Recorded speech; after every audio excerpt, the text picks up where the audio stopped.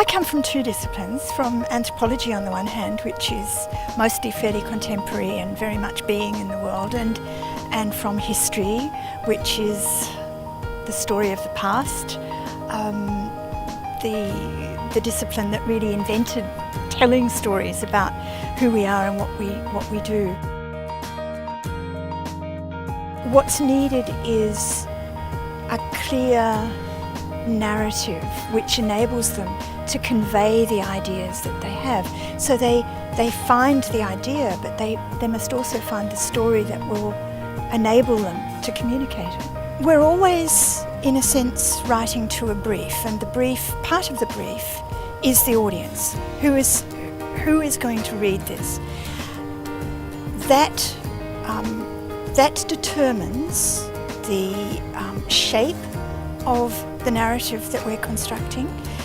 It determines the type of language, whether it's a very informal language, whether it's much more colloquial, whether it's a language that shifts between the highly theoretical and the very storytelling, almost a conversational style. We work a lot, my students and I, with images and words as parallel texts, as texts which talk to each other, are in conversation with one another.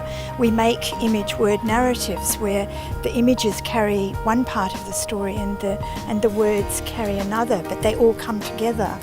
To come to understand one's own idea, it's often necessary to begin to write it in a very fragmentary way often, and just to keep writing it until it makes some sense, and then to step back and ask, how will somebody else make sense of this?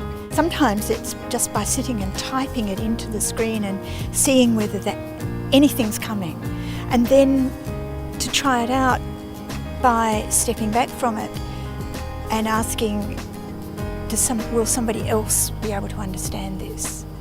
Is it making any sense? How can I make it? How can I recraft it to make sense to somebody else?